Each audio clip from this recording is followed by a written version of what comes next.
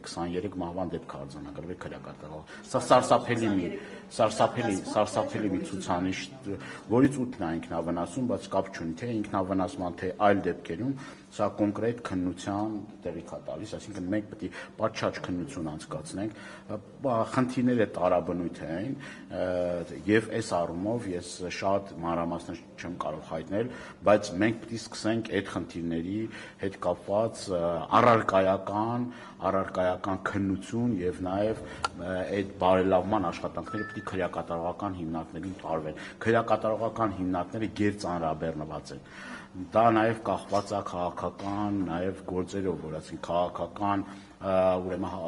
քաղբանտարկյալների, քաղաքական իրենց հայացքների պատճառով, այսօր գիտեք քրեակատարողական հիմնարկները ծանրաբեռնված են։ Այս առումով ես նաև ուզում եմ ձեր ուշադրությանը հրավիրել Միքայել Սրբազանի հետ կապված գործի, ես առաջին անգամ եմ սրա մասին խոսում, Միքայել Սրբազանը անհապաղ վիրահատության կարիք ունի, ես նաև այդ հարցն եմ բարձրացրել, եւ այդ ուրեմն դրա հետ կապված այդ զգայուն շատ կարևոր հարցը պետք է օր առաջ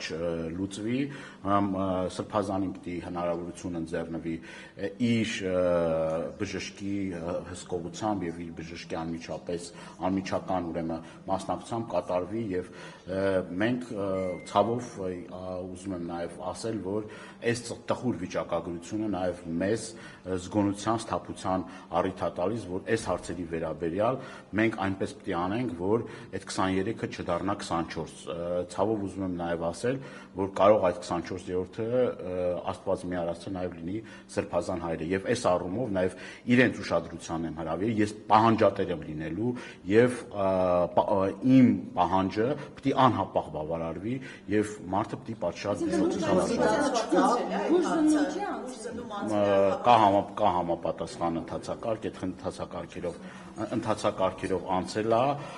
եւ այս հարցը պետք է անհապաղ ուրեմն լուծվի։ Կներեք, այլ մանրամասներ չեմ կարող հայտնել այդ հարցով։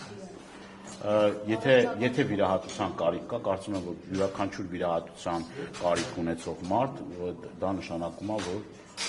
ուրեմն լուրջ է, չէ՞, որ մարդը վիրահատության։ Ինչպես արձագանքեցին ներսում, երբ Միքայել Սրբազանի առողջական վիճակի մասին ասացին։ Մենք դիմում ենք ուղարկել, չէ, համապատասխան պաշտպանը դիմում ուղարկել, ինձ հորդորեցին, որ ինչ որ դիմումի հետ կապված որոշակի խնդիրներ ա եղել, ձևը ինչ որ պետք է փոխվի, ես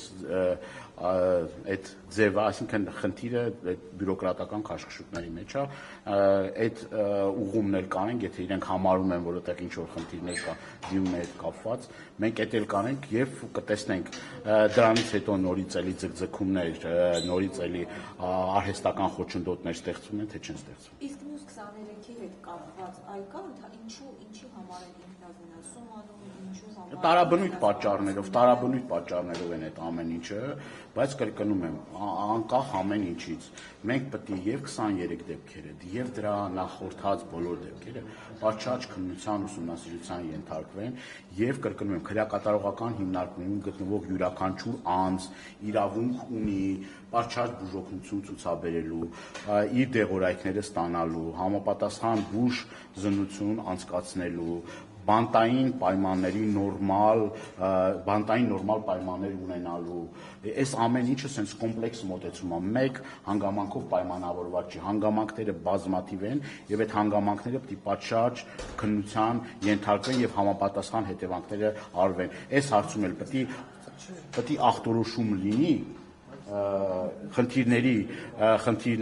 համապարփակ վերհանում լինի, որպեսզի կարողանանք օր առաջ խնդիրը լուծենք։ Սա նաև ուզում եմ ձեզ հիշեցնել, որ այս դեպքերը, որ կան, սա ոչ թե մտահոգիչ է, սարսափելի տվյալներ է, եւ կրկնում եմ, տարին դեռ չի ավարտել, 23 դեպքը կա, որը որ նաև միջազգային բոլոր ստանդարտները կան, նաև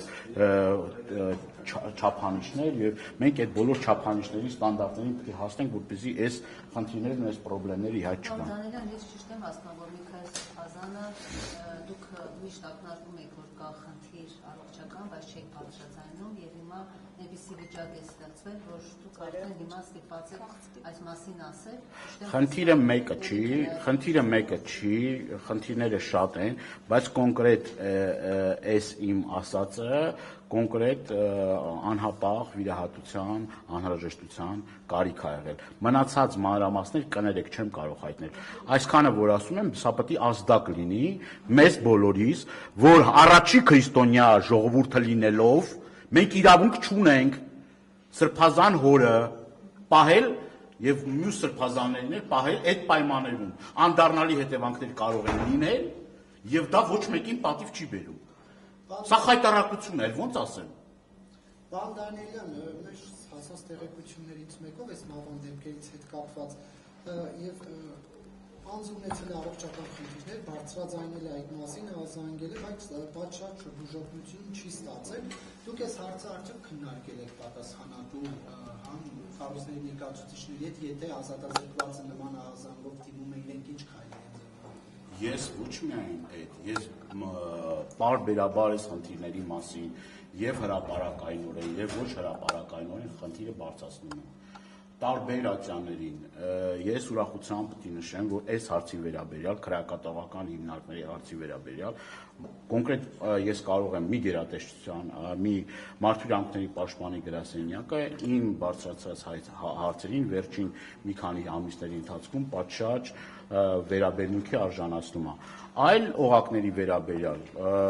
ես նույնը կներեք, բայց չեմ կարող ասել, որովհետև